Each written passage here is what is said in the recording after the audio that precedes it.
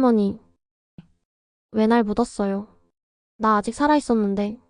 어린아이의 목소리였습니다. 만수는 그 목소리를 듣고 무릎을 꿇었습니다. 그리고 아빠는 왜 날 몰라봐요. 아빠 날 살려주세요. 오늘 사연 시작하기 전에 구독과 좋아요는 무료니까 한 번씩 눌러주세요. 깊은 산골 마을, 안개가 자욱이 깔린 새벽녘입니다. 산등성이 너머로 해가 떠오르면서 옛 선산의 봉분들이 하나둘 모습을 드러내고 있습니다. 그 봉분들 사이로 구부정한 허리에 할머니 한 분이 천천히 걸어오고 있습니다. 오만순, 70이 넘은 나이에도 매일같이 이 길을 걷고 있습니다. 손에는 낡은 빗자루와 물통, 그리고 작은 보따리를 들고 계시죠. 숨이 가쁘지만 발걸음을 멈추지 않습니다. 이 길을 걸어온 지 벌써 30년이 넘었거든요.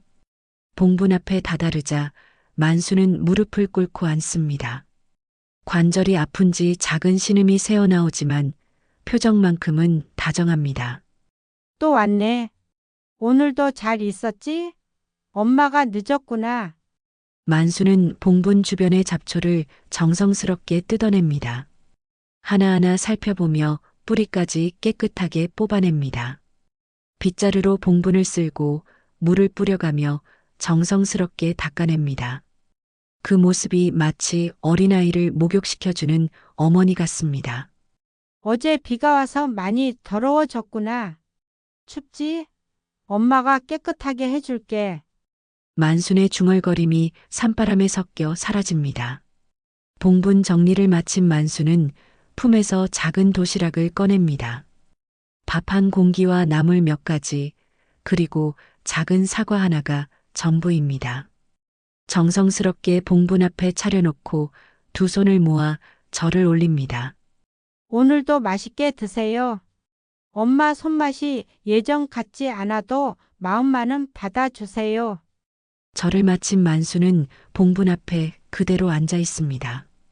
바람이 불어와 희끗희끗한 머리카락을 흩날립니다. 주름 깊은 얼굴에는 말로 다할 수 없는 슬픔이 배어 있습니다. 미안타. 엄마가 참 못났다. 그때 그러지 말았어야 하는데. 만순의 입에서 나온 말이 바람에 흩어집니다. 이 말을 언제부터 되뇌기 시작했는지 만순 자신도 모릅니다. 그저 매일 반복되는 일상의 한 부분이 되어버린 말입니다. 하지만 그 말 속에는 깊은 후회와 자책이 담겨 있습니다. 산 아래 마을에서는 연기가 피어오르고 있습니다. 사람들이 하나둘 움직이기 시작하는 시간이죠. 아침 일찍 밭으로 나가는 사람들, 아이들을 학교에 보내는 어머니들의 목소리가 희미하게 들려옵니다. 하지만 만순에게는 이 고요한 시간이 가장 소중합니다. 세상과 단절된 채 오직 이 봉분과만 마주하고 있는 시간 말입니다. 제사를 마치고 일어서려는데 산 아래에서 트럭 소리가 들려옵니다. 이 고요한 산골 마을에서는 흔치 않은 일이죠. 만수는 고개를 들어 산 아래를 내려다봅니다. 오래된 눈이지만 시력은 아직 괜찮습니다. 마을 입구에 큰 트럭이 서 있고 몇 명의 사람들이 짐을 내리고 있습니다. 오랫동안 비어있던 폐가 앞에서 말입니다. 그 집은 10년도 넘게 비어있던 곳입니다. 지붕은 일부가 무너졌고 담장은 무너져 내렸으며 마당에는 잡초가 무성했던 집이었습니다. 저 집에 누가 들어온다는 거야? 만수는 서둘러 봉분 앞을 정리하고 산길을 내려갑니다. 평소보다 빠른 걸음입니다. 무언가 불안한 예감이 들어서였을까요? 아니면 단순한 호기심이었을까요? 만순 자신도 정확히 알 수 없었습니다. 마을 어귀에 다다르자 동네 사람들이 하나둘 모여들고 있습니다.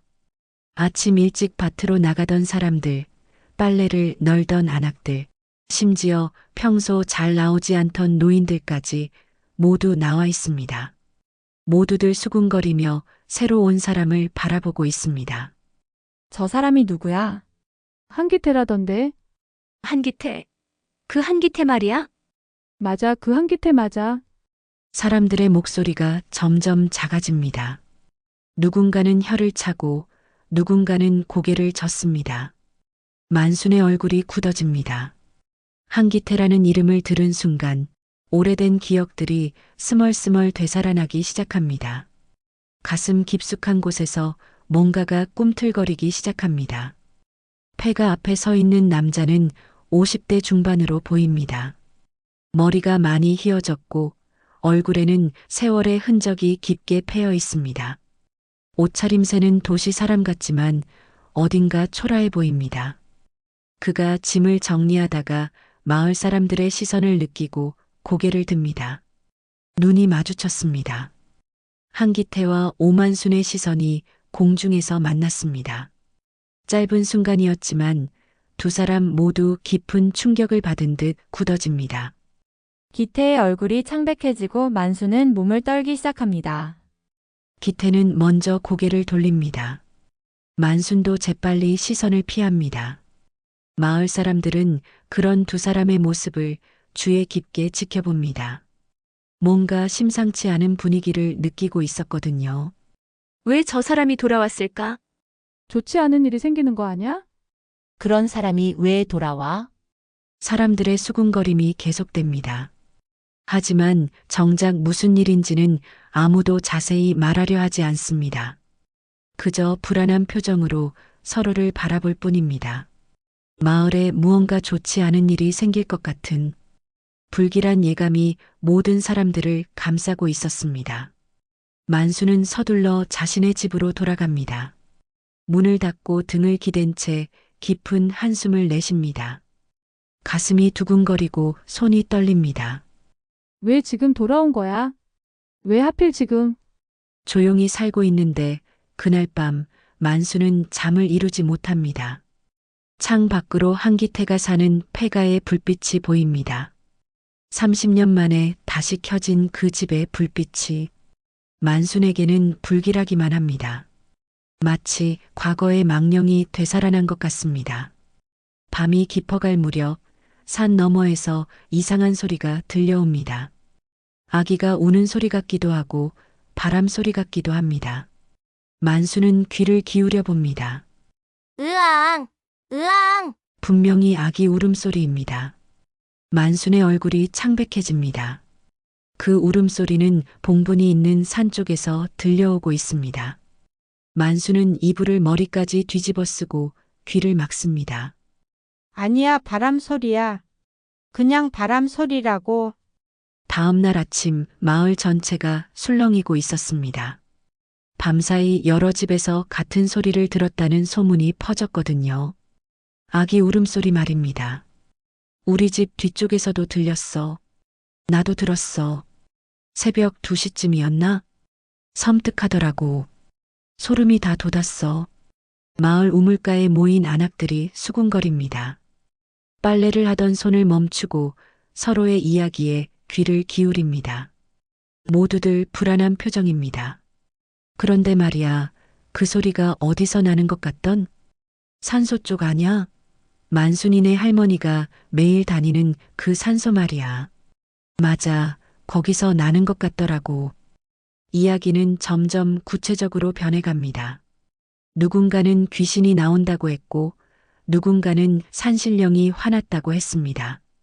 하지만 모든 이야기의 중심에는 한 가지 공통점이 있었습니다. 한기태가 돌아온 이후에 이런 일이 시작됐다는 것이었습니다. 한편 기태는 폐가를 정리하느라 분주했습니다.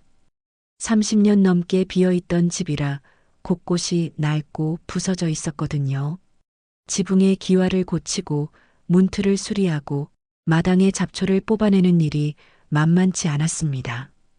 땀을 닦으며 잠시 쉬고 있는데 마을 이장이 찾아왔습니다. 60대 후반의 이장은 어색한 미소를 지으며 기태에게 다가왔습니다. 기태야, 오랜만이구나. 잘 지냈나? 아, 이장님 안녕하세요. 기태는 어색하게 인사를 받습니다. 이장의 표정에서 환영의 의미는 찾아볼 수 없었거든요. 오히려 경계하는 기색이 역력했습니다. 그런데 말이야, 너 돌아오고 나서 마을에 이상한 일이 생기고 있어. 이상한 일이요? 밤마다 산에서 아기 우는 소리가 난다는 거야. 마을 사람들이 다들 무서워하고 있어. 기태의 얼굴이 굳어집니다. 이장은 계속해서 말을 이어갔습니다. 혹시 내가 뭔가 알고 있는 거 아냐? 예전 일 말이야. 저는 아무것도 모릅니다. 그냥 고향에 돌아와서 조용히 살려고 할 뿐이에요. 기태는 고개를 돌리며 대답을 회피합니다. 이장은 의미심장한 눈빛으로 기태를 바라보다가 돌아갔습니다. 그날 저녁 기태는 마을 끝자락에 있는 작은 상점에 라면을 사러 갔습니다. 상점 앞에는 몇 명의 마을 사람들이 모여 있었습니다. 기태가 나타나자 대화가 뚝 끊어졌습니다. 라면 하나 주세요. 상점 주인은 무뚝뚝하게 라면을 건네줍니다. 기태가 돈을 내려는 순간 한 안악이 입을 열었습니다. 당신 돌아오고 나서 그 울음이 시작됐잖소. 네. 산에서 나는 아기 울음소리 말이야. 우리 마을에 무슨 일이라도 생기려는 거 아니야? 다른 사람들도 하나둘 고개를 끄덕입니다. 기태는 당황스러운 표정을 지었습니다. 저는 정말 아무것도 모릅니다. 그냥 우연의 일치겠죠. 우연? 30년 넘게 조용하던 마을이 당신 오자마자 이상해지는 게 우연이라고? 사람들의 시선이 차갑습니다. 기태는 서둘러 상점을 나왔습니다. 뒤에서 들려오는 수군거림이 등 뒤로 따라왔습니다. 집으로 돌아가는 길, 기태는 산소가 있는 산을 올려다봤습니다. 어둠 속에서도 봉분들의 실루엣이 보였습니다. 그 중에서도 유독 큰 봉분 하나가 눈에 띄었습니다. 설마 아니야, 그럴 리가 없어. 기태는 고개를 저으며 집으로 향했습니다. 하지만 마음 한구석에서는 불안감이 자라나고 있었습니다. 그날 밤 기태는 처음으로 그 소리를 직접 들었습니다. 으아앙 으아앙. 분명히 아기 울음소리였습니다. 그것도 매우 선명하게 들렸습니다. 기태는 잠자리에서 벌떡 일어났습니다. 창문을 열고 밖을 내다봤지만 아무것도 보이지 않았습니다. 울음소리는 계속되었습니다. 점점 더 선명해지고 점점 더 가까워지는 것 같았습니다. 기태의 등줄기에 차가운 땀이 흘렀습니다. 누구야? 누가 장난치는 거야? 기태가 소리쳤지만 대답은 없었습니다. 오히려 울음소리만 더 크게 들렸습니다. 마치 자신을 부르는 것 같았습니다. 그때 멀리서 발소리가 들렸습니다. 누군가 산길을 올라가고 있는 것 같았습니다. 기태는 손전등을 들고 밖으로 나갔습니다. 산 중턱에서 희미한 불빛이 보였습니다. 누군가 산소 쪽으로 올라가고 있었습니다. 기태는 호기심과 불안감에 이끌려 그 뒤를 따라갔습니다. 산길은 험했지만 기태에게는 익숙한 길이었습니다. 어린 시절 수없이 뛰어다녔던 길이거든요. 하지만 이 밤에 이 길을 걷는 것은 처음이었습니다. 산소에 다다르자 기태는 깜짝 놀랐습니다. 만순이 봉분 앞에 앉아 있었거든요. 촛불을 켜놓고 혼자 중얼거리고 있었습니다. 조용히 해, 제발 조용히 해. 사람들이 알까봐 무서워 만순의 목소리는 절망적이었습니다. 마치 누군가에게 애원하는 것 같았습니다. 기태는 숨을 죽이고 지켜봤습니다. 그때 바람이 불었습니다. 촛불이 흔들리면서 봉분 위로 이상한 그림자가 춤을 췄습니다. 그 순간 다시 아기 울음소리가 들렸습니다. 이번에는 더욱 선명하게, 더욱 절절하게 들렸습니다. 만순이 흐느끼기 시작했습니다. 미안해, 정말 미안해. 엄마가 잘못했어. 기태는 더 이상 지켜볼 수 없었습니다. 조용히 뒤로 물러나려고 했는데 발밑에 나뭇가지가 부러지는 소리가 났습니다. 만순이 고개를 돌렸습니다. 촛불빛에 비친 만순의 얼굴은 눈물로 범벅이 되어 있었습니다. 두 사람의 시선이 다시 마주쳤습니다. 기태야, 너구나. 만순의 목소리는 떨리고 있었습니다. 기태는 아무 말도 할 수 없었습니다. 그저 그 자리에 서서 만순을 바라볼 뿐이었습니다. 바람이 다시 불었고 아기 울음소리가 두 사람을 감쌌습니다.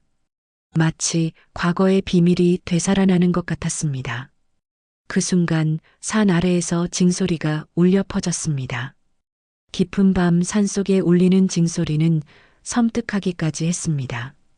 만순과 기태는 동시에 고개를 돌려 소리가 나는 쪽을 바라봤습니다. 장무당이구나. 만순이 작은 목소리로 중얼거렸습니다. 장무당은 만순의 오랜 지인이었습니다. 젊은 시절부터 알고 지낸 사이로 가끔 마을에 들러 만순의 안부를 묻곤 했습니다. 징소리는 점점 가까워졌습니다. 그리고 이어서 방울 소리와 함께 낮고 웅얼거리는 목소리가 들려왔습니다. 장무당이 산을 올라오고 있는 것이었습니다. 기태는 당황했습니다. 이 상황에서 무당을 만날 수는 없었거든요. 서둘러 뒤로 물러나려 했지만 이미 늦었습니다. 손전등 불빛이 세 사람을 모두 비추고 있었습니다. 이게 무슨 일이고? 장무당의 목소리는 카랑카랑했습니다. 60대 나이에도 불구하고 목소리에는 힘이 있었습니다. 한지로 된 모자를 쓰고 색색의 옷을 입은 장무당은 범상치 않은 기운을 풍기고 있었습니다. 무당님. 만순이 일어서며 인사를 했습니다. 하지만 목소리는 여전히 떨리고 있었습니다. 장무당은 날카로운 눈빛으로 주변을 살폈습니다. 여기 기운이 매우 안 좋아. 무슨 일이 있었나? 장무당은 봉분 주변을 천천히 돌아보았습니다. 그러다가 기태를 발견하고는 눈썹을 찌푸렸습니다. 당신이 누구요? 저는 한기태입니다. 기태는 어색하게 대답했습니다. 장무당은 기태를 한참 바라보더니 고개를 끄덕였습니다. 아, 그 한기태 소문은 들었어요. 마을에 돌아왔다고. 장무당의 말투에는 특별한 감정이 담겨 있지 않았습니다. 하지만 그것이 오히려 더 불안하게 만들었습니다. 무당님, 왜 이 시간에 산에 오셨어요? 만순이 조심스럽게 물었습니다. 장무당은 봉분을 향해 손을 내밀었습니다.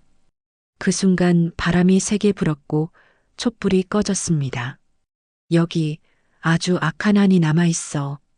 울음이 그냥 울음이 아니야. 장무당의 목소리는 진지했습니다. 평소와는 다른 무언가를 느끼고 있는 것 같았습니다. 집에서 잠을 자고 있는데 갑자기 이상한 기운이 느껴졌어. 뭔가 크게 잘못된 일이 일어나고 있다는 느낌이 들었거든. 장무당은 봉분 앞으로 다가갔습니다. 손을 봉분에 댄 순간 장무당의 표정이 급변했습니다. 이건 보통 일이 아니야. 장무당이 뒤로 물러섰습니다. 얼굴이 창백해져 있었습니다. 만순아, 여기 누가 묻혀 있는 거야? 그냥 조상님들이요.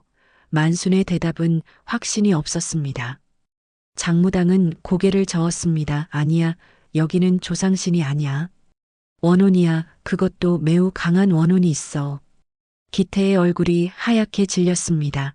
발걸음이 뒤로 물러났습니다. 원혼이라니 무슨 소리예요? 만순이 억지로 태어난 척했지만 목소리는 떨리고 있었습니다. 이 봉분에 묻힌 이는 억울하게 죽었어. 그리고 아직도 이승을 떠나지 못하고 있어. 특히 장무당은 잠시 말을 멈췄습니다. 그리고 기태를 바라봤습니다. 특히 어떤 사람을 기다리고 있는 것 같아. 기태는 더 이상 견딜 수 없었습니다. 등을 돌려 산을 내려가기 시작했습니다. 잠깐, 어디 가요? 장무당이 기태를 불렀지만 기태는 돌아보지 않았습니다. 발걸음만 더 빨라졌습니다. 저 사람 뭔가 숨기고 있어. 장무당이 만순에게 말했습니다. 만순은 아무 대답도 하지 않았습니다. 만순아, 나한테 숨길 것 없어. 무슨 일이 있었던 거야? 장무당의 목소리는 다정했습니다. 오랜 친구를 걱정하는 마음이 담겨 있었습니다. 아무 일도 없었어요. 정말로 만수는 고개를 저었습니다. 하지만 눈물이 다시 흐르기 시작했습니다. 그때 다시 아기 울음소리가 들렸습니다. 이번에는 더욱 선명하고 절절했습니다. 으아앙 으아앙. 장무당은 즉시 자세를 고쳐 잡았습니다. 품에서 방울을 꺼내 흔들기 시작했습니다. 나무간세음보살. 장무당이 연부를 외우기 시작했습니다. 그 순간 울음소리가 더욱 커졌습니다. 마치 장무당의 연불에 반응하는 것 같았습니다.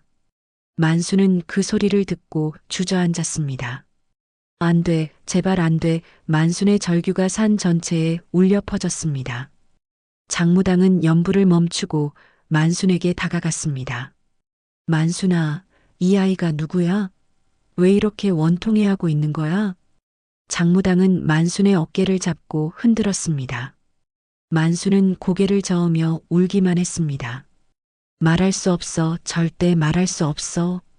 그때 산 아래에서 여러 개의 손전등 불빛이 보였습니다. 마을 사람들이 올라오고 있는 것이었습니다. 아마 울음소리와 장무당의 연불소리를 듣고 온 것 같았습니다. 여기 무슨 일이야? 무당님이 뭘 하고 계신 거야? 사람들이 하나둘 나타나기 시작했습니다.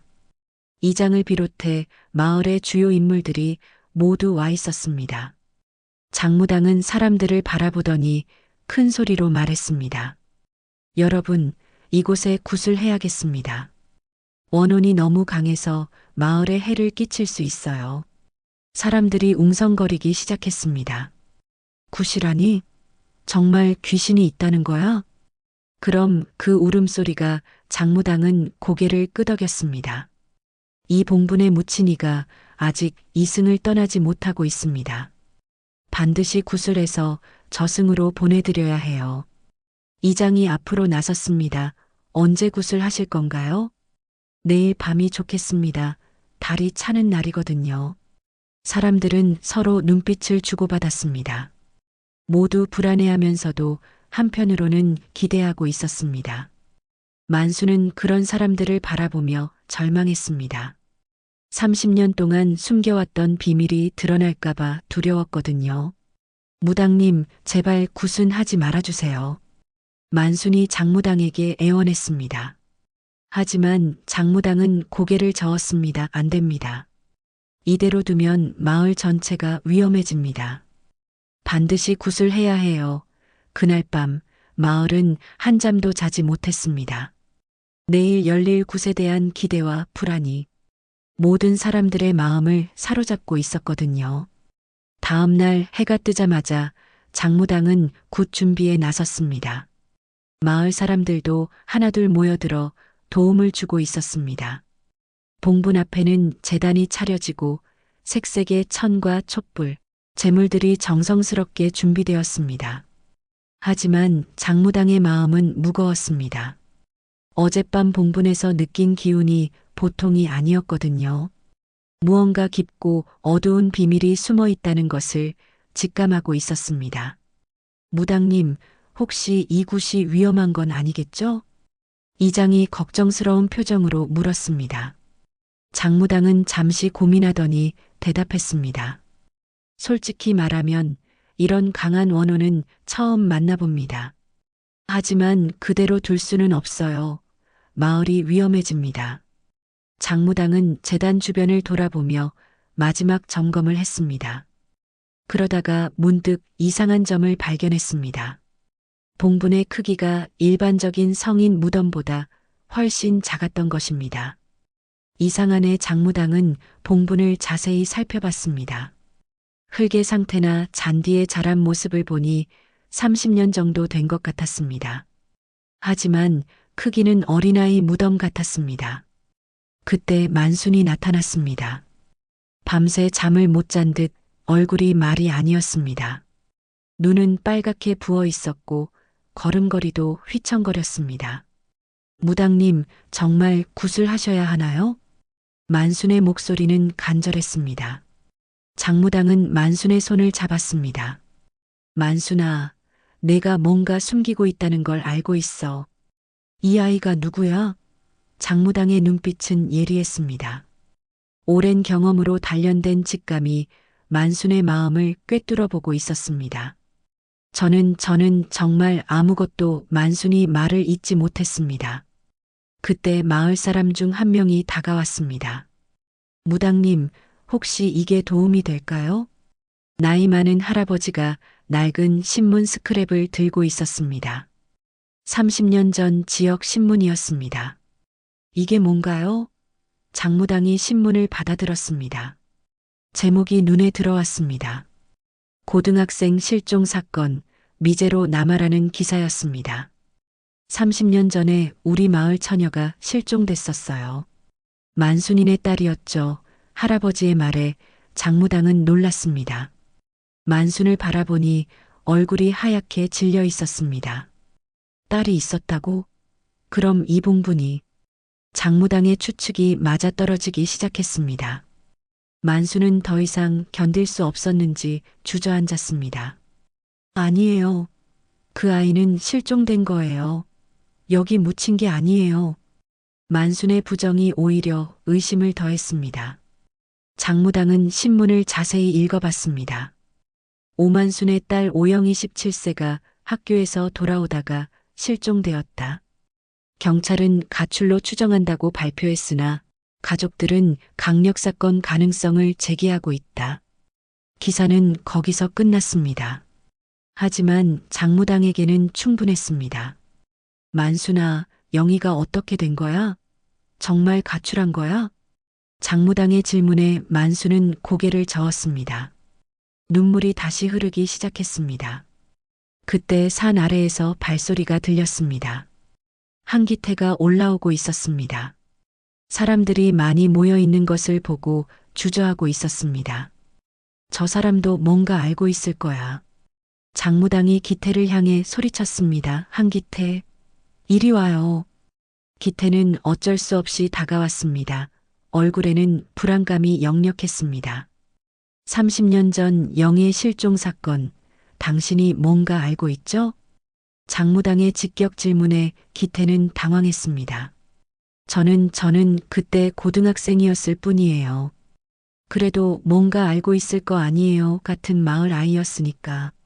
주변 사람들도 기태를 주목하기 시작했습니다. 어젯밤부터 기태의 행동이 수상하다고 생각하고 있었거든요. 그날 밤 당신 어디 있었어요? 장무당의 질문이 계속되자 기태는 점점 몰려갔습니다. 집에 있었습니다. 정말로? 장무당의 날카로운 눈빛이 기태를 꿰뚫었습니다. 그 순간 기태의 얼굴에서 땀이 흘러내렸습니다. 사실은 기태가 입을 열려는 순간 만순이 벌떡 일어섰습니다. 그만해요. 그만하라고요. 만순의 절규가 산 전체에 울려 퍼졌습니다. 모든 사람들이 놀라서 만순을 바라봤습니다. 영희는 정말 가출한 거예요. 다른 남자 따라 서울로 갔어요. 여기 묻힌 건 조상님이에요. 만순의 말이 끝나자마자 바람이 세게 불었습니다. 재단의 촛불이 모두 꺼졌습니다. 거짓말입니다. 장무당이 단호하게 말했습니다. 영희는 가출하지 않았어요. 뭔가 끔찍한 일이 일어났고 그 진실을 당신들이 숨기고 있는 거예요. 그때 또다시 아기 울음소리가 들렸습니다. 낮에 들리는 울음소리는 더욱 섬뜩했습니다. 으아앙 울음소리와 함께 차가운 바람이 불어왔습니다. 사람들은 서로를 부둥켜 안으며 두려워했습니다. 장무당은 즉시 방울을 꺼내 흔들었습니다. 영희야, 내가 영희구나. 내가 여기 있었구나. 장무당의 목소리가 변했습니다. 마치 다른 사람이 말하는 것 같았습니다. 엄마 왜 날 묻었어요? 나 아직 살아있었는데. 장무당의 입에서 나온 목소리는 어린 소녀의 목소리였습니다. 만수는 그 목소리를 듣고 기절할 뻔했습니다. 영희야, 내 딸 영희야. 만순이 장무당에게 달려들었습니다. 하지만 장무당은 만순을 밀어냈습니다. 가짜 엄마, 진짜 엄마는 날 버렸어요. 장무당의 목소리는 점점 더 어려졌습니다. 이제는 갓난아기의 울음소리 같았습니다. 기태는 그 소리를 듣고 더 이상 견딜 수 없었습니다. 그만해요. 그만하라고요. 기태가 소리치며 뛰어나갔습니다. 장무당이 갑자기 기태를 향해 손가락을 가리켰습니다. 아빠도 날 버렸어요. 아빠는 왜 도망갔어요? 그 말에 모든 사람들이 충격을 받았습니다. 기태와 영희 사이에 무슨 일이 있었다는 것이 분명해졌습니다. 장무당은 갑자기 쓰러졌습니다. 너무 강한 영혼과 접촉해서 기력이 다한 것 같았습니다. 사람들은 혼란에 빠졌습니다. 30년 전의 진실이 조금씩 드러나고 있었지만 아직도 많은 것이 수수께끼로 남아 있었습니다. 만수는 봉분 앞에 엎드려 울고 있었습니다. 미안해, 정말 미안해, 엄마가 잘못했어. 그날 저녁 마을 전체가 술렁였습니다. 낮에 일어난 일이 모든 사람들의 입에 오르내렸습니다. 영희와 기태 사이에 무슨 일이 있었던 것인지, 그리고 왜 만순이 그토록 진실을 숨기려 하는지에 대한 추측들이 난무했습니다. 장무당은 마을 이장 집에서 쉬고 있었습니다. 낮에 겪은 강한 신내림으로 몸이 많이 상했거든요. 하지만 마음만큼은 더욱 단단해져 있었습니다. 오늘 밤 반드시 진실을 밝혀내야 한다고 다짐하고 있었습니다. 무당님 괜찮으세요?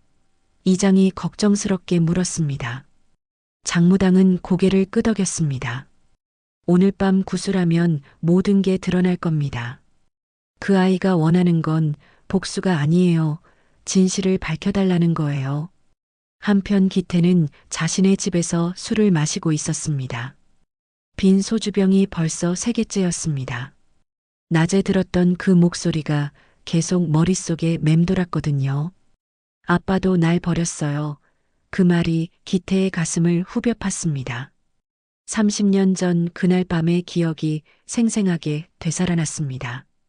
당시 고등학교 3학년이었던 기태는 영희를 짝사랑하고 있었습니다.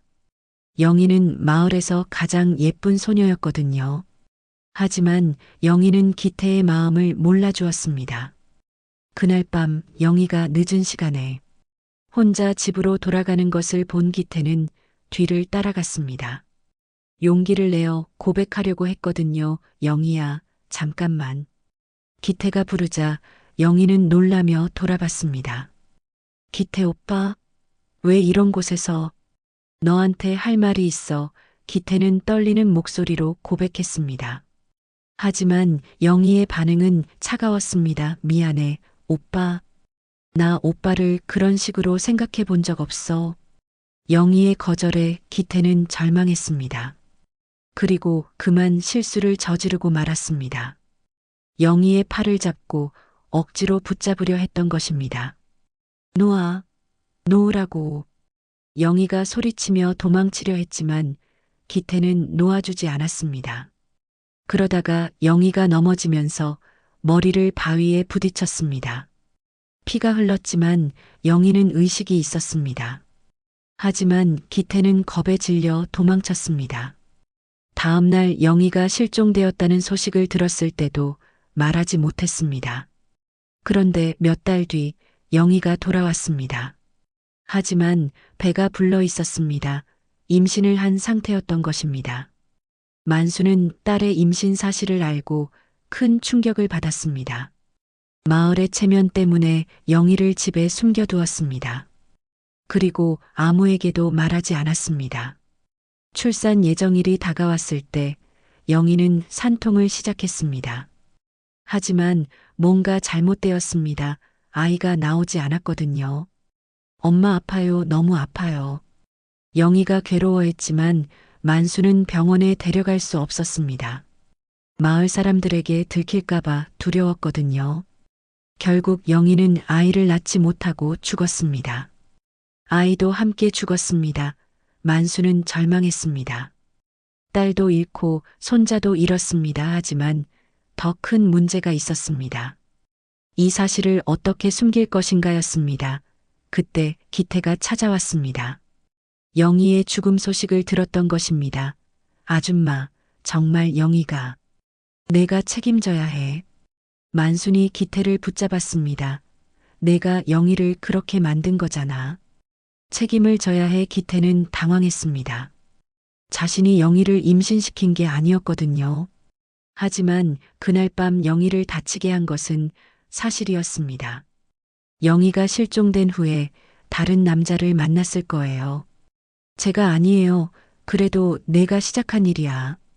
내가 영희를 건드리지 않았다면 이런 일은 없었을 거야. 만순의 말에 기태는 할 말이 없었습니다. 결국 만순과 기태는 영희와 아이를 몰래 산에 묻기로 했습니다. 하지만 그때 아이가 울었습니다. 으앙. 아직 살아있었던 것입니다. 만순과 기태는 놀랐습니다. 아이가 살아있어요. 기태가 소리쳤지만 만순은 고개를 저었습니다. 안 돼, 이미 늦었어. 영희도 죽었는데 아이만 살려서 뭘 하겠어. 마을 사람들에게 들키면 우리 모두 끝이야. 하지만 아이가 살아있다고요. 조용히 해. 만수는 결국 울고 있는 아이를 그대로 영희와 함께 묻었습니다. 기태는 말리려 했지만 만순의 완강한 의지를 꺾을 수 없었습니다. 그리고 기태는 그 다음 날 마을을 떠났습니다. 도저히 견딜 수 없었거든요. 지금 기태는 그때의 기억으로 고통받고 있었습니다. 술로도 지워지지 않는 죄책감이 그를 괴롭히고 있었습니다. 밤이 깊어갈 무렵 굿이 시작되었습니다. 장무당은 온몸의 힘을 끌어모아 제단 앞에 섰습니다. 마을 사람들이 모두 모여들었습니다. 오늘 밤 모든 진실이 밝혀질 겁니다. 장무당이 말하자 바람이 세게 불기 시작했습니다. 하늘에는 먹구름이 몰려오고 있었습니다. 굿이 시작되자마자 이상한 일들이 벌어지기 시작했습니다. 제단의 촛불이 저절로 꺼졌다가 다시 켜졌습니다. 방울 소리가 산 전체에 울려 퍼졌습니다. 영희야, 나와라. 내가 하고 싶은 말을 해라. 장무당이 부르자 갑자기 비바람이 몰아쳤습니다. 사람들은 우산을 쓰고 비를 피했지만 굿은 계속되었습니다. 그때 장무당의 몸에 영이 들렸습니다. 할머니, 왜 날 묻었어요? 나 아직 살아있었는데. 어린아이의 목소리였습니다. 만수는 그 목소리를 듣고 무릎을 꿇었습니다. 그리고 아빠는 왜 날 몰라봐요? 아빠, 날 살려주세요. 장무당이 기태가 있는 곳을 향해 손을 뻗었습니다. 기태는 더 이상 견딜 수 없었습니다. 미안하다. 미안하다. 기태가 무릎을 꿇고 울부짖었습니다. 30년 동안 억눌러온 죄책감이 터져나왔습니다. 내가 잘못했다. 내가 내 엄마를 다치게 했고 너를 살리지 못했다. 기태의 고백에 모든 사람들이 충격을 받았습니다. 마침내 30년 전의 진실이 드러나기 시작한 것입니다. 기태의 고백이 끝나자 마을 전체가 정적에 휩싸였습니다. 비바람만이 거세게 몰아치고 있었습니다. 사람들은 믿을 수 없다는 표정으로 기태를 바라봤습니다. 그럼 영희가 정말 죽었다는 거야? 그리고 아이도. 사람들의 중얼거림이 빗소리에 섞여 들렸습니다. 이장은 앞으로 나서서 기태를 바라봤습니다. 기태야, 내가 지금 무슨 말을 하고 있는 거야? 기태는 고개를 들지 못했습니다. 30년 동안 가슴에 묻어두었던 비밀이 터져나온 후 모든 힘이 빠진 것 같았습니다. 모든 게 제 잘못입니다. 제가 영희를 그날 밤 다치게 했고 제가 그 아이를. 기태의 목소리가 떨렸습니다. 장무당은 여전히 신내림 상태였습니다. 아이의 영혼이 아직 그의 몸에 머물러 있었습니다. 아빠. 아빠가 날 기억해 주는구나. 장무당의 입에서 나오는 아이의 목소리는 이제 원망이 아닌 그리움으로 가득했습니다. 만수는 봉분 앞에서 일어났습니다. 온몸이 떨리고 있었지만 이제는 모든 것을 말해야 할 때라는 것을 알고 있었습니다. 여러분, 제가 모든 걸 말씀드릴게요. 만순의 목소리는 쓸쓸했습니다. 비에 젖은 얼굴에는 30년간의 고통이 서려 있었습니다. 영희는 정말 죽었어요. 아이를 낳다가 죽었습니다. 사람들이 웅성거렸습니다. 만수는 계속해서 말을 이어갔습니다. 그런데 아이는 살아 있었어요. 분명히 울고 있었거든요. 하지만 저는 만순의 목소리가 막혔습니다. 눈물이 비와 함께 얼굴을 타고 흘러내렸습니다. 저는 체면이 무서웠어요. 마을 사람들이 뭐라고 할까봐 혼자 아이를 키우기가 두려워서 그래서 살아있는 아이를 묻었다는 거야? 이장의 목소리는 충격으로 떨리고 있었습니다. 만수는 고개를 끄덕였습니다. 용서해 주세요. 정말 용서해 주세요. 만순이 사람들 앞에 무릎을 꿇었습니다. 사람들은 말을 잃었습니다. 살아있는 아이를 묻었다는 사실이 너무나 충격적이었거든요. 그때 장무당의 몸이 심하게 떨리기 시작했습니다. 아이의 영혼이 더욱 강해지고 있었습니다. 할머니 추웠어요. 정말 추웠어요. 아이의 목소리가 점점 커졌습니다. 제단의 촛불들이 모두 꺼졌습니다. 어둠 속에서 장무당의 목소리만이 울려 퍼졌습니다. 어둡고 추운 곳에서 엄마를 기다렸어요. 아빠를 기다렸어요. 기태는 그 목소리를 듣고 더 이상 견딜 수 없었습니다. 봉분 앞으로 기어가서 두 손으로 흙을 파기 시작했습니다. 미안해. 정말 미안해. 아빠가 늦었다. 아빠가 너를 데리러 왔다. 기태의 손톱이 모두 부러지고 피가 났지만 계속 파고 있었습니다. 사람들은 그런 기태를 말리려 했지만 기태는 들으려 하지 않았습니다. 나도요. 내가 파야 해요. 내가 그 애를 꺼내줘야 해요. 기태의 절규가 빗속에서 울려 퍼졌습니다. 장무당은 갑자기 정신을 잃고 쓰러졌습니다. 너무 강한 영혼과의 접촉으로 몸이 버틸 수 없었던 것입니다. 무당님, 사람들이 달려가서 장무당을 부축했습니다. 하지만 장무당은 의식을 잃은 상태였습니다. 이장은 즉시 결정을 내렸습니다. 병원으로 데려가야 해. 차를 가져와. 몇 명의 마을 사람들이 장무당을 들고 산을 내려갔습니다. 만순도 함께 따라갔습니다. 자신의 죄책감 때문에 장무당이 다쳤다고 생각했거든요. 산에는 기태만 남았습니다. 여전히 봉분을 파고 있었습니다. 비가 더욱 세게 내렸지만 기태는 멈추지 않았습니다. 나와 제발 나와 아빠가 미안하다고 했잖아. 기태의 중얼거림이 계속되었습니다. 손은 이미 피투성이었지만 느낄 수 없었습니다. 오직 그 아이를 꺼내주고 싶다는 생각만이 그를 움직이고 있었습니다. 새벽이 되어서야 기태는 뭔가를 발견했습니다. 작고 하얀 것이 흙 속에서 나타났습니다. 아기 양말이었습니다. 이게. 기태는 양말을 들고 흐느끼기 시작했습니다. 30년 전 그 작은 생명의 흔적이었습니다. 미안해, 정말 미안해. 아빠가 너무 늦었다. 기태는 양말을 가슴에 품고 울었습니다.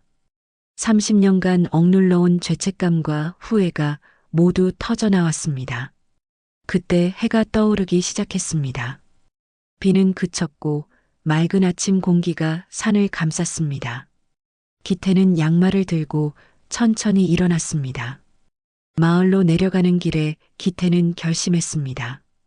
이제 더 이상 이곳에 있을 수 없다는 것을 알았거든요. 마을 사람들이 자신을 용서할 수 없을 것이라는 것도 알고 있었습니다. 하지만 떠나기 전에 해야 할 일이 있었습니다. 그 아이에게 제대로 된 장례를 치러주는 것이었습니다. 기태는 집으로 돌아가서 짐을 쌌습니다. 많지 않은 짐이었습니다. 그리고 아기 양말을 소중히 간직했습니다. 병원에서는 장무당이 의식을 회복했습니다. 만순이 곁에서 간병하고 있었습니다. 무당님 괜찮으세요? 응, 괜찮아. 그런데 그 아이는? 아직 산에 있어요. 계속 봉분을 파고 있다던데. 장무당은 고개를 끄덕였습니다. 이제 그 아이가 갈 수 있을 거야. 진실이 밝혀졌으니까 정말이요? 응. 그 아이가 원한 건 복수가 아니었어. 그냥 자신을 기억해 달라는 거였어. 이제 아빠가 기억해 주니까 편안히 갈 수 있을 거야. 만수는 눈물을 흘렸습니다. 30년 만에 처음으로 마음이 조금 가벼워지는 것을 느꼈습니다. 하지만 아직 끝나지 않았습니다. 이제 진짜 치유가 시작되어야 했습니다. 모든 사람들이 이 아픈 과거를 받아들이고 용서해야 했습니다. 그리고 무엇보다 그 작은 영혼이 진정한 평안을 찾을 수 있도록 도와주어야 했습니다. 기태는 마을을 떠날 준비를 하면서 마지막으로 한 번 더 산소를 찾았습니다. 그곳에서 그 아이에게 마지막 인사를 하고 싶었습니다. 기태는 마을을 떠날 준비를 하면서 마지막으로 한 번 더 산소를 찾았습니다. 그곳에서 그 아이에게 마지막 인사를 하고 싶었습니다. 손에는 여전히 그 작은 아기 양말을 꼭 쥐고 있었습니다. 새벽 공기는 차가웠지만 상쾌했습니다. 어젯밤의 폭풍우가 지나간 후 세상이 깨끗하게 씻긴 것 같았습니다. 하지만 기태의 마음은 여전히 무거웠습니다. 봉분 앞에 도착하자 기태는 무릎을 꿇었습니다. 자신이 파헤친 흙더미가 그대로 남아 있었습니다. 봉분은 반쯤 무너져 있었고 여기저기 흩어진 흙이 아픈 과거를 보여주고 있었습니다. 아가야, 아빠가 왔다. 기태는 떨리는 목소리로 말했습니다. 아기 양말을 봉분 앞에 조심스럽게 놓았습니다. 아빠가 늦었다. 정말 늦었어. 30년이나 늦었네. 기태의 눈에서 눈물이 흘러내렸습니다. 30년 전 그날 밤 만약 자신이 용기를 내어 영희를 병원에 데려갔다면, 만약 그 작은 아이가 올 때 끝까지 살리려고 노력했다면, 미안하다, 정말 미안하다, 아빠가 비겁했어. 무서워서 도망쳤어. 기태는 봉분에 이마를 대고 절을 올렸습니다. 진심 어린 참회였습니다. 그때 뒤에서 발소리가 들렸습니다. 돌아보니 만순이 올라오고 있었습니다. 병원에서 장무당을 돌보다가 나온 것 같았습니다. 얼굴에는 깊은 피로가 서려 있었지만 눈빛만큼은 어제보다 맑아 보였습니다. 기태와 만순이 기태 옆에 앉았습니다. 두 사람은 잠시 말없이 봉분을 바라봤습니다. 아줌마. 정말 죄송합니다. 기태가 먼저 입을 열었습니다. 만수는 고개를 저었습니다. 나도 미안해. 너만 탓할 일이 아니었어. 나도 그 아이를 죽인 거나 마찬가지야. 만순의 목소리는 쓸쓸했습니다. 30년 동안 혼자 짊어지고 살아온 죄책감이 그대로 드러나 있었습니다. 영희가 살아 돌아왔을 때 나는 기뻐해야 했어. 하지만 배가 부른 딸을 보고 부끄러워했어. 마을 사람들 시선이 무서웠어. 만수는 계속해서 말했습니다. 영희가 아파할 때도 병원에 데려가지 않았어. 사람들이 알까봐. 그래서 영희도 죽고 아이도. 아줌마가 혼자서 견디기엔 너무 힘든 일이었어요. 기태가 만순의 어깨에 손을 올렸습니다. 두 사람은 서로의 고통을 이해하고 있었습니다. 그런데 기태야, 넌 어떻게 할 거니? 떠날 겁니다. 더 이상 이 마을에 있을 수는 없어요. 어디로? 모르겠어요. 아무데나 그냥 멀리. 만수는 안타까운 표정을 지었습니다. 도망가는 게 답은 아니야. 나처럼 30년을 숨어 살면 안 돼. 그럼 어떻게 해야 합니까? 그 아이를 위해서 뭔가 해야 해. 제대로 된 장례도 치러주고 사람들에게도 용서를 구해야 해. 기태는 고개를 저었습니다. 사람들이 절 용서할 거라고 생각하세요? 저는 살인자예요. 그 아이를 죽인 너 혼자만의 잘못이 아니야. 우리 모두의 잘못이었어. 그때 산 아래에서 사람들이 올라오는 소리가 들렸습니다. 마을 사람들이 몇 명 함께 오고 있었습니다. 이장을 비롯해서 어젯밤 굿에 참석했던 사람들이었습니다. 기태야, 거기 있구나. 이장이 숨을 헐떡이며 말했습니다. 기태는 긴장했습니다. 마을 사람들이 자신을 어떻게 대할지 예상할 수 없었거든요. 우리가 이야기할 게 있어서 왔다. 이장의 말에 기태는 고개를 숙였습니다. 아마 마을에서 나가라는 말을 하러 온 것 같았습니다. 기태야, 고개 들어 이장이 다정하게 말했습니다. 기태가 고개를 들자 이장은 계속 말했습니다. 우리가 어젯밤 많은 생각을 했어. 너만 잘못한 게 아니라는 걸 알겠더라, 네. 기태는 놀랐습니다. 예상했던 반응과는 달랐거든요. 우리도 책임이 있어. 30년 전에 영희가 실종됐을 때 우리가 더 적극적으로 찾았어야 했어. 그냥 가출이라고 치부해버렸잖아. 다른 사람들도 고개를 끄덕였습니다. 그리고 만순이가 혼자 이런 고통을 짊어지고 살게 만든 것도 우리가 너무 체면을 중시하고 남의 시선을 무서워했어. 마을 사람들의 말에 만수는 눈물을 흘렸습니다. 30년 동안 혼자 견뎌온 외로움이 조금씩 녹아내리는 것 같았습니다. 기태야, 그러니까 우리는 너를 탓하려고 온 게 아니야. 함께 그 아이를 위해서 뭔가 하자고 제안하러 왔어. 함께요? 응, 제대로 된 장례를 치러주자. 그리고 그 아이를 위한 작은 비석도 세우고. 이장의 제안에 기태는 놀랐습니다. 혼자서 짊어져야 할 죄라고 생각했는데 마을 사람들이 함께하겠다고 하는 것이었습니다. 하지만 저는 기태야, 죄책감에만 빠져 있으면 안 돼. 이제는 그 아이를 위해서 뭔가 의미 있는 일을 해야 해. 그때 장무당이 나타났습니다. 병원에서 나온 것 같았습니다. 얼굴은 여전히 창백했지만 걸음걸이는 안정되어 있었습니다. 무당님 괜찮으세요? 사람들이 걱정스럽게 물었습니다. 장무당은 미소를 지었습니다. 괜찮아요. 오히려 마음이 한결 가벼워졌어요. 장무당은 봉분을 바라봤습니다. 그 아이, 이제 많이 편해졌어요. 어젯밤에 모든 걸 토해내고 나니까 한이 많이 풀렸어요. 정말요? 만순이 물었습니다. 장무당은 고개를 끄덕였습니다.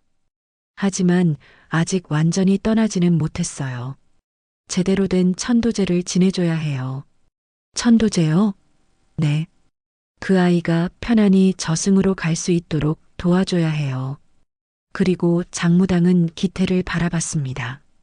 아버지가 직접 천도제를 지내줘야 해요. 그래야 그 아이가 진정한 평안을 얻을 수 있어요. 기태는 당황했습니다. 제가요? 저는 무당도 아닌데 무당이 아니어도 돼요. 진심으로 그 아이를 위해 기도하면 돼요. 아버지의 마음이 가장 중요해요. 장무당의 말에 모든 사람들이 고개를 끄덕였습니다. 기태도 서서히 마음을 정리하기 시작했습니다. 알겠습니다. 제가 해보겠습니다. 기태의 대답에 만순이 손을 잡았습니다. 고마워. 기태야, 정말 고마워. 이제 진짜 치유가 시작되려 하고 있었습니다. 한 달이 흘렀습니다. 그동안 마을에는 많은 변화가 있었습니다. 사람들은 30년 전의 비극적인 진실을 받아들이고 함께 치유의 시간을 보내고 있었습니다. 기태는 마을을 떠나지 않았습니다. 대신 산 아래 작은 공방을 얻어 목공일을 시작했습니다. 손재주가 좋았던 기태는 나무로 작은 가구들을 만들어 팔았습니다. 공방 이름은 하늘이 공방이었습니다. 그 아이를 위해 지은 이름이었습니다. 만수는 여전히 매일 산소를 찾았습니다. 하지만 이제는 혼자가 아니었습니다. 기태가 함께 올라와서 봉분을 정리하고 꽃을 심고 작은 돌담을 쌓았습니다. 두 사람은 말없이 일하면서도 서로의 마음을 이해하고 있었습니다. 장무당은 마을에 머물면서 천도제 준비를 도와주었습니다. 그리고 마을 사람들의 마음의 상처도 함께 치유해주고 있었습니다. 오랫동안 숨겨져 있던 비밀이 드러나면서 마을 전체가 정화되는 것 같았습니다. 오늘 밤이 보름이네요. 장무당이 기태에게 말했습니다. 드디어 천도제를 지낼 날이 되었습니다. 긴장되시죠? 네, 제대로 할 수 있을지 모르겠어요.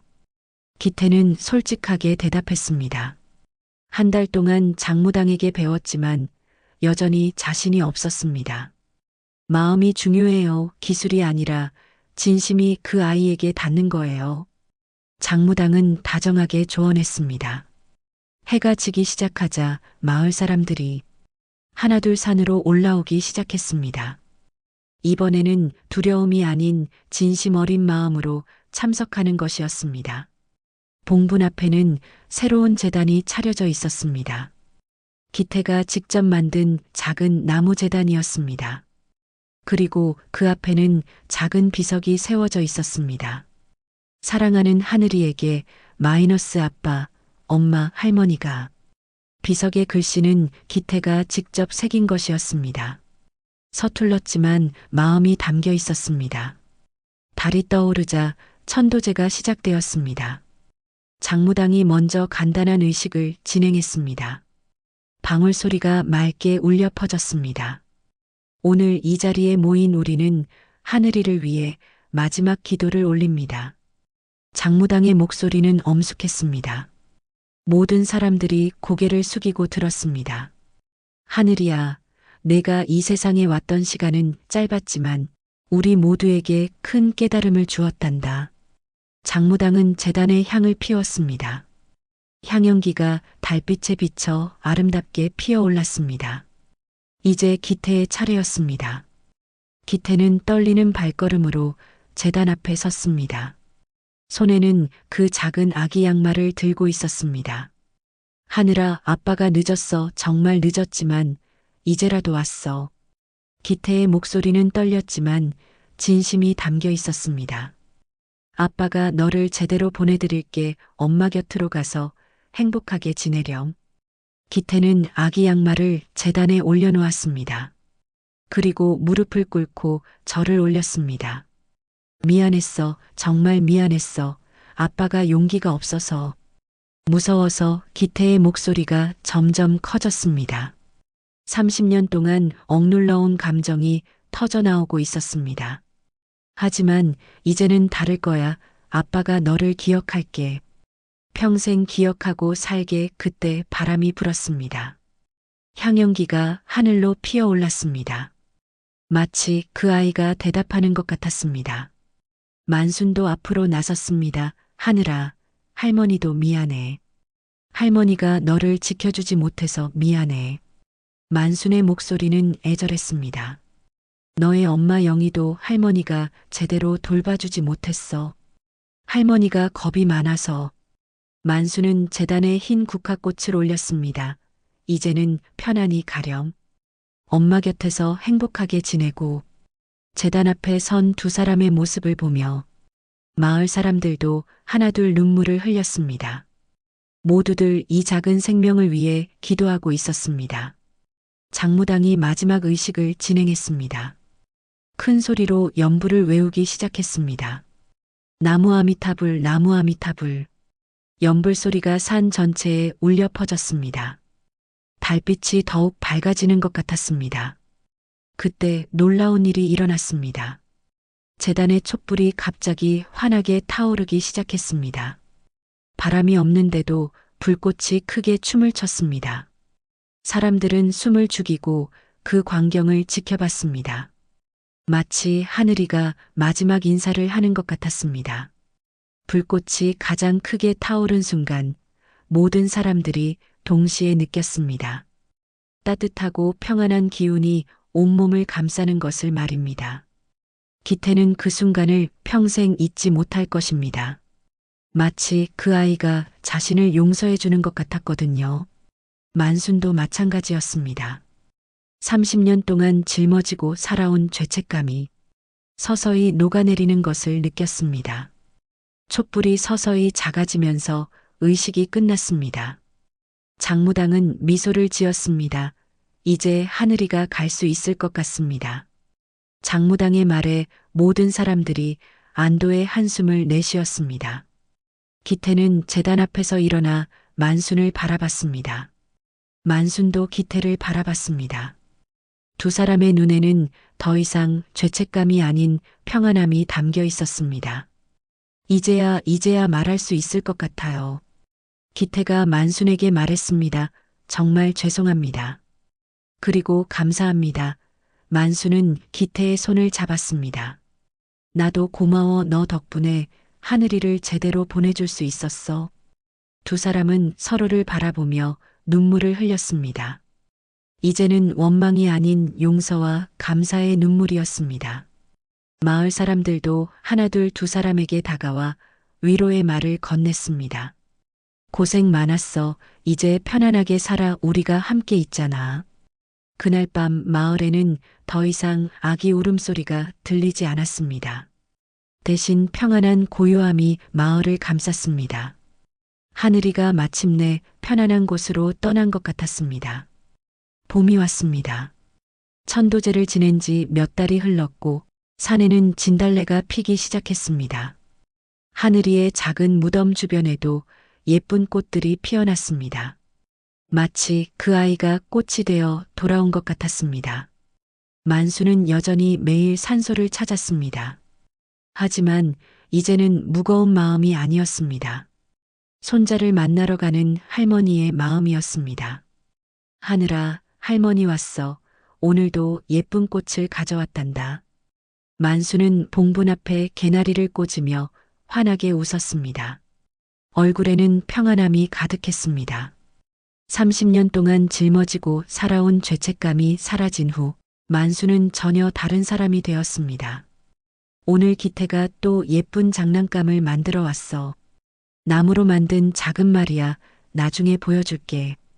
만수는 하늘이와 대화하듯 중얼거렸습니다. 이제는 슬픔이 아닌 사랑으로 가득한 대화였습니다. 산 아래에서는 기태가 하늘이 공방에서 일하고 있었습니다. 작은 공방이었지만 손님들이 제법 찾아왔습니다. 기태가 만드는 나무 장난감들이 아이들에게 인기가 많았거든요. 아저씨, 이 말 정말 예뻐요. 어린 손님이 기태가 만든 목말을 보며 감탄했습니다.